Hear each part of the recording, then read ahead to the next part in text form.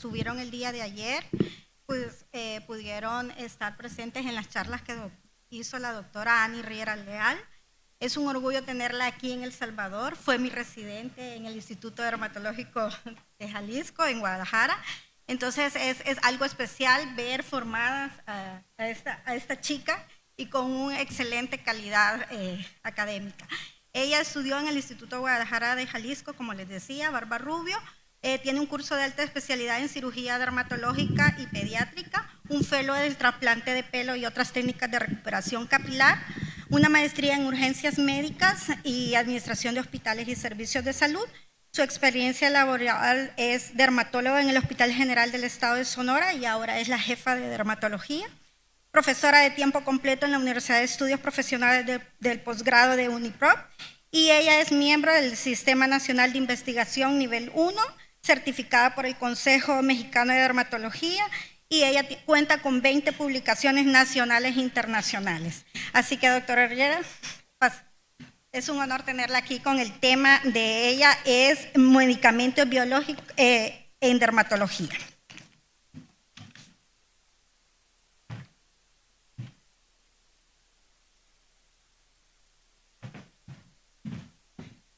Hola, buenas tardes. Es para mí un privilegio estar aquí entre ustedes y encontrarme a una residente más que fue una gran maestra para mí. De veras, eso me pone nerviosa porque quisiera yo cumplir con sus expectativas. Y vamos a hablar un poquito ahorita acerca de los biológicos. La terapia biológica ahorita está de moda. Casi yo creo que no hay ni una sola patología que no la quieran tratar con biológicos, ¿verdad?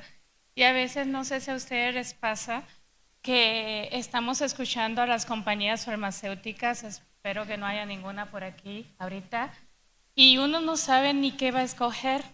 Todos te dicen que su biológico es el mejor, gracias, que es el que menos efectos adversos tiene, mejor resultado a largo plazo, y a veces uno se queda así y dice, bueno, encontramos ahora sí que la panacea dentro de la medicina cuando realmente no es así.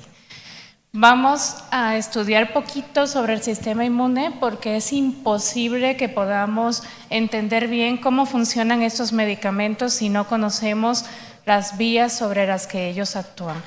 Y vemos que el sistema inmune específico, a través de la respuesta de los linfocitos T, se van a diferenciar básicamente en…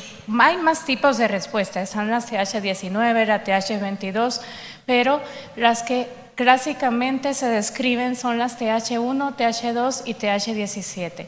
Y básicamente ustedes van a ver que la diferencia para que un linfocito T se vaya a diferenciar en cualquiera de ellas es precisamente el factor de transcripción que se va a activar. O sea, cuando un receptor se acopla a su ligando específico, que en este caso yo le puse algunos ejemplos, la interleucina 4 y 13 para la respuesta TH2, el interferón gamma y la 12 para la TH1 y la interleucina 23 y TGF-beta para las TH17. El acoplamiento a su receptor va a terminar básicamente con la fosforilación de las YAD quinasas. Estas, una vez que se fosforilan, van a tener la capacidad de dimerizar. En algunos casos van a homodimerizar, en otras van a heterodimerizar, como estos que yo les estoy poniendo aquí. Y esto va a hacer que las proteínas estas que se encuentran en el citoplasma puedan fosforilarse de manera secundaria, también dimerizan y ahora sí se pueden traslocar al núcleo, donde van a activar determinados genes para que se produzcan más citocinas, que en algunos casos van a tener un efecto proinflamatorio y en otros no.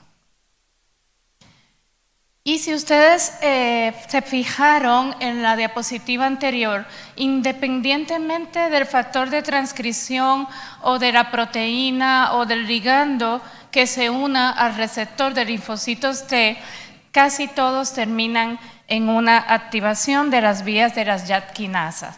Aquí se ve un poquito más claro cómo las YAD se fosforilan, se dimerizan y reclutan a las STAT para que vayan al núcleo. Más o menos esto es una idea de cómo ocurre la unión de la proteína a su ligando, a su receptor, y lo que yo quiero que de alguna forma se queden hoy es de que es imposible que un solo biológico o un solo medicamento bloquee una sola vía. A través de la unión a un simple receptor se van a activar múltiples vías de señalización que no solamente van a provocar el efecto que nosotros estamos buscando dentro de la patología, sino que también van a asociarse a múltiples efectos secundarios. Vamos a estudiar un poquito más acerca de las citocinas y sus receptores. Básicamente las citocinas se van a unir, la mayoría de ellas, a dos tipos de receptores, los tipo 1 y los tipo 2. Y todos, volvemos aquí al denominador común, van a relacionarse con las vías de las YAP quinasas. Solamente las citocinas que no están acopladas a este tipo de receptores, como por ejemplo TNF, TGF, el factor de crecimiento epidérmico y algunas quimiosinas, son las que van a escapar de la regulación de las vías de las YAP quinasas. Existen al menos descritas 4 tipos de YAP quinasas y al menos 6 tipos de STAP. Y aquí pueden ver, por ejemplo, que la mayoría de los biológicos que hoy se describen van a tener su diana en bloquear algunas de las YAP quinasas. Generalmente la mayoría de ellos van a bloquear a las YAP1 para poder llevar a cabo sus efectos antiinflamatorios. Ok. Hay algunas consideraciones que son comunes a la mayoría de los biológicos y que son preguntas frecuentes de los pacientes cuando estamos en la consulta. Lo primero es, ¿qué vamos a hacer en el caso de que el paciente requiera la administración de una vacuna? Bueno, en este caso se deben de evitar la administración de vacunas vivas o atenuadas en pacientes que reciben terapia biológica. Se refiere que es en la mayoría de los casos que es mejor retrasar la administración de vacunas al menos durante 3 meses, ponerla durante 3 meses antes, pero esto sigue siendo relativo porque, por ejemplo, para el rituximab, que es un anti-CD20 y que usamos mucho, por ejemplo, en los tratamientos de las enfermedades ampollosas, se ha visto que una sola dosis genera alteraciones en la respuesta inmune que pueden persistir por lo menos durante 1 año después de aplicado. El screening de la tuberculosis es ampliamente conocido, excepto para aquellos biológicos que van a inhibir la respuesta de Th2, muy comunes ahora para tratamiento de la dermatitis atópica, de la urticaria crónica. Vamos a ver ahorita cuáles son esos. Y se debe de hacer básicamente el cuantiferón para identificar si hay actividad de la tuberculosis y PPD, y siempre complementar con una radiografía AP y lateral. Y en el dado caso de que alguno de ellos resulte negativo, con la positividad de 1 es suficiente para que nosotros retrasemos el uso de terapia biológica. Se prefiere que realmente se haga una profilaxis completa con isoniazida, pero en el caso de que por la gravedad del paciente o las complicaciones que esté presentando se requiera de manera urgente instaurar el medicamento, basta con que utilicemos terapia con isoniazida durante 1 mes. Siempre se debe hacer el screening para si la paciente está embarazada. Son muy poquitos los estudios que avalan el uso de biológicos en el embarazo. La mayoría no son concluyentes, pero es importante que nosotros tengamos en cuenta si la paciente está embarazada o no. Y otra de las cosas que debemos de buscar es si la paciente tiene o el paciente es portador del virus de la hepatitis. En este caso, si el anticuerpo resultara positivo, entonces tenemos que hacer una prueba de ADN para realmente estar seguros de la positividad para el virus de la hepatitis B. Okay, vamos a empezar un poquito. Yo creo que quizás la enfermedad en la que más han estudiado los biológicos es en la psoriasis.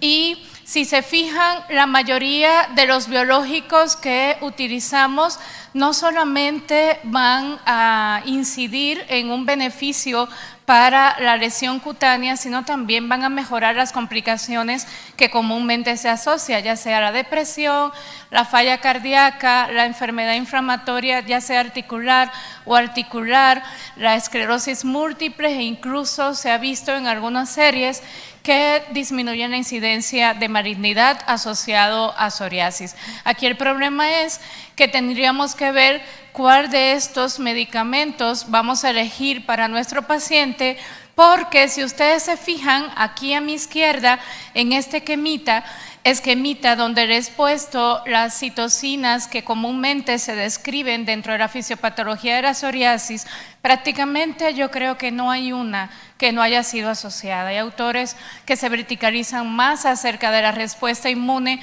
asociada a las TH17 y consideran a la psoriasis como una enfermedad inflamatoria crónica.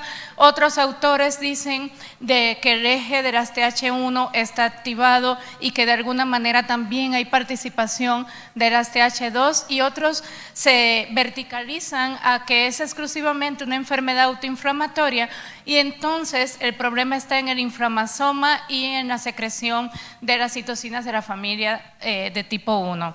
Pero bueno, entonces, basándonos en esto, se me hizo muy graciosa esta fotografía que encontré en internet donde decía, bueno, cuando yo necesito escoger un biológico para psoriasis, ¿cuál voy a escoger? En la práctica, generalmente en los países como de donde yo provengo, no tenemos disponibilidad ciertamente de todos los biológicos y uno termina buscando dentro de lo que uno tiene lo mejor, ¿verdad? Pero en condiciones ideales, si yo tuviese todas las opciones, ¿qué voy a seleccionar? Entonces aquí encontré esta revisión muy interesante donde ellos colocan o sugieren, basada en estudios de revisiones sistemática y metaanálisis, cuáles son los mejores biológicos que en dependencia de la comorbilidad. Por ejemplo, en los pacientes con psoriasis y artritis psoriática se prefiere de primera línea los anti-TNF y de segunda línea el brodalumab, el bimekizumab, que son inhibidores de la interleucina 17. Por ejemplo, si el paciente tiene obesidad, pues en ese caso sí se prefieren los que van a inhibir el eje de la interleucina 17, porque probablemente ustedes estén familiarizados en que las TH17 participan prácticamente en todas las enfermedades inflamatorias crónicas. Entonces, si un paciente tiene obesidad, por la misma obesidad, es un paciente que está manejando inflamación crónica sistémica. También los pacientes que tienen psoriasis con enfermedad intestinal, aquí seguimos utilizando el adalimumab, el infliximab, y de segunda línea pues nos vamos incluso para los inhibidores de la interleucina 23, y si tenemos enfermedad cardíaca, entonces aquí se prefiere eliminar o tratar de no utilizar los inhibidores de la interleucina 17 y seguimos trabajando con los anti-TNA-alfa, que muchas veces despreciamos porque fueron los primeros que se describieron y consideramos que por ser los primeros, obviamente son los que menos efectivos van a ser. Aquí, por ejemplo, y les dejo la bibliografía por si lo quieren consultar con un poquito más a detalle, pero también en este artículo se sugieren lo que sería como primera, segunda y tercera línea cuando la psoriasis se asocia a depresión, esclerosis múltiple o si el paciente tiene de plano una malignidad asociada. La otra segunda patología en la que los biológicos se han descrito con mucho ímpetu son las enfermedades que tienen un background TH2, en este caso la dermatitis atópica, la rinitis alérgica, el asma bronquial, y para estas enfermedades tenemos inhibidores de la interleucina 4 y la interleucina 13 como el dupilumab, exclusivos de la interleucina 13, como estos dos que aquí está, y recientemente salió al mercado los inhibidores de la interleucina 31, que no solamente se van a utilizar en dermatitis atópica, sino también en el prurigo nodular y en enfermedades que cursan con mucho prurito. Pero si ustedes se fijan, volvemos a lo mismo. Independientemente de que estos biológicos aparentemente estén inhibiendo la respuesta TH2, siguen actuando todos a través de las proteínas STAP que están acopladas a la porción intracelular de los receptores a donde se van a unir estos ligandos. Ay, no logro pasar. ¿Me puede alguien ayudar? Perdón. A ver. Ok, gracias. Muy bien, entonces, en esta tabla le comienzo a presentar un poquito más acerca de cuándo podemos usar estos biológicos, sobre todo para el tratamiento de la dermatitis atópica. Y es importante, no sé si a ustedes les pasa, pero allá en México cuando me visitan los laboratorios, siempre dicen, es efectivo para cualquier grado de dermatitis atópica, es efectivo para cualquier edad. Siempre hay que tener en cuenta que los biológicos son medicamentos que van a trastornar al sistema inmune. No es que yo pueda apagar la respuesta TH2 y todo va a seguir funcionando igual. Y ustedes van a ver que lo que generalmente describen los laboratorios es que el riesgo o el factor adverso más asociado es la conjuntivitis. Y cuando uno les pregunta, oye, ¿y nada más conjuntivitis? Nada más conjuntivitis. Y aparte lo promocionan como que son los biológicos que no necesitan ningún screening, porque como ellos solamente bloquean la respuesta TH2, no se necesita buscar si hay tuberculosis, no se evalúa el riesgo de cáncer, porque la respuesta TH1 en teoría se tiene que mantener intacta. Y también ahorita se están utilizando unos biológicos que le llaman moléculas pequeñas, y estos biológicos están basados entonces en inhibir directamente a una de las YAT quinasas. ¿Qué inconveniente tienen y qué beneficio aportan? Bueno, para empezar, mejoraron el precio de los anteriores, porque prácticamente aplicarle dupilumab a un paciente con dermatitis atópica era incosteable. Estos tienen, como son moléculas muy pequeñas, se absorben muy rápido y también se aclaran muy rápido, lo cual da la ventaja de que si existe algún efecto adverso, podamos rápidamente interrumpir la terapia y ayudar al paciente. Pero, ¿cuáles son las complicaciones de las moléculas pequeñas? Si ustedes se fijan, estas moléculas pequeñas, o lo vamos a ver un poquito más adelante cuando estudiemos las complicaciones, no son particularmente específicas, porque al inhibir cualquiera de las YAT quinasas, están inhibiendo cualquier respuesta inmunológica que se desencadene con que una molécula se una a un receptor donde esté acoplada esta proteína. Entonces se van a asociar a todavía mucho más eventos adversos. Otro de los biológicos que ahorita están de moda son los que van a actuar sobre el AMP cíclico. De la inmunología sabemos que el AMP cíclico es un segundo mensajero. ¿Qué es ser un segundo mensajero? Que cuando se une un antígeno o una proteína a un receptor en específico de segunda vía, se van a reclutar moléculas como el AMP cíclico que van a poder activar factores de transcripción como NF-kappa beta para que vaya al núcleo y se active el linfocito T. ¿Qué beneficios tienen? Que son extremadamente potentes antiinflamatorios, porque el AMP cíclico es un segundo mensajero de prácticamente toda la respuesta inmunológica. Por lo tanto, ellos van a disminuir súper eficazmente los mediadores proinflamatorios, tanto de la TH1 como la TH2 como la TH17. Imagínense, si cuando uno bloquea exclusivamente una de ellas, hay efectos adversos. ¿Qué va a pasar si yo tengo la capacidad de bloquear toda la respuesta inmunológica?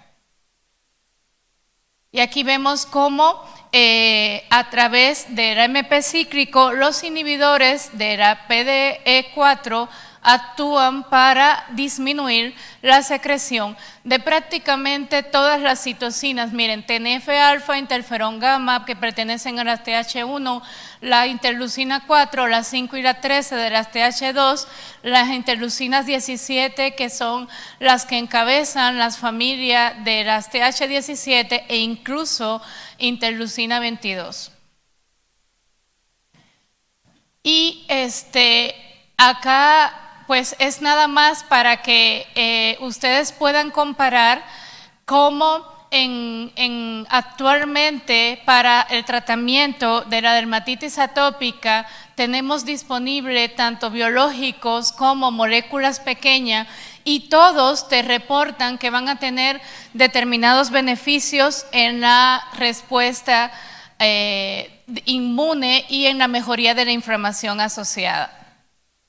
Aquí, por ejemplo, vemos, por unas cuestiones de tiempo, no podemos entrar dentro de todas las patologías, pero si ustedes se fijan, algo que inició con la psoriasis y que luego continuó con la dermatitis atópica, ahorita hay una lista enorme de patologías que se tratan con biológicos y lo peor de todo es que las guías que salen en los últimos años todos colocan a estos biológicos como las drogas de primera línea. Y vemos que, por ejemplo, en hidradenitis supurativa, en el eczema crónico, en el escleroderma, en el granuloma anular, la dermatomiositis, en el lupus, ya tenemos disponibles biológicos de este tipo para su tratamiento. ¿Okay?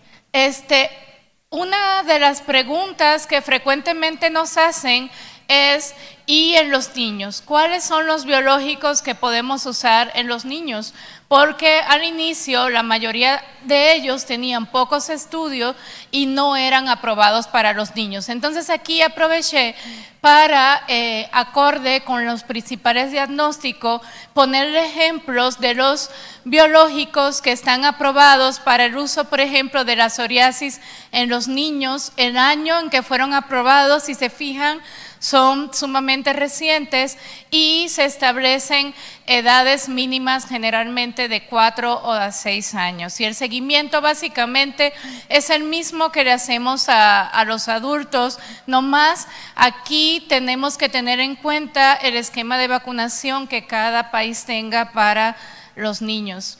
También en hidradenitis supurativa, se aprobó, por ejemplo, el adalimumab en el 2018 y se ha demostrado que no solamente mejora el aspecto clínico de las lesiones, sino también mejora las comorbilidades metabólicas que generalmente se asocian a la hidradenitis crónica. Y así con los demás medicamentos que han estado aprobándose en el mercado para estas terapias. Ahora, algo de lo que quería que se llevaran en el día de hoy es que no son los biológicos la cura bendita, por así decirlo, de todos los problemas dermatológicos. A largo plazo, la mayoría de ellos no tienen estudios seguros que garanticen que la conjuntivitis, que la reactivación a la tuberculosis sean las únicas cosas de las que nos tenemos que preocupar. Ya hay varios reportes y cada vez que uno se mete en internet para buscar en las bases de datos complicaciones de lo biológico, todos los días hay una complicación diferente.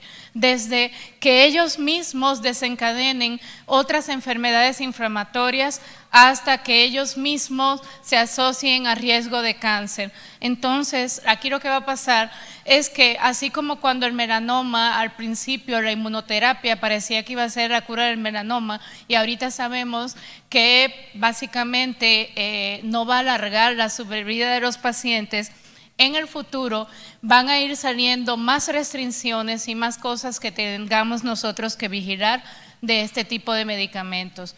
Por ejemplo, Esta fue una revisión sistemática en la que ellos lo describen como eczema paradójico, o sea, utilizan un biológico para mejorar la inflamación cutánea, pero el paciente recibe a cambio la aparición de una enfermedad eczematosa, o sea, ¿qué realmente es lo que estamos nosotros tratando? ¿Qué inflamación es la que realmente estamos controlando con el uso de estos medicamentos? Entonces, como todas las cosas en la vida, yo no digo que sean malos los biológicos, yo digo que debemos siempre tener la precaución de seleccionar cuál es el mejor paciente para utilizarlos.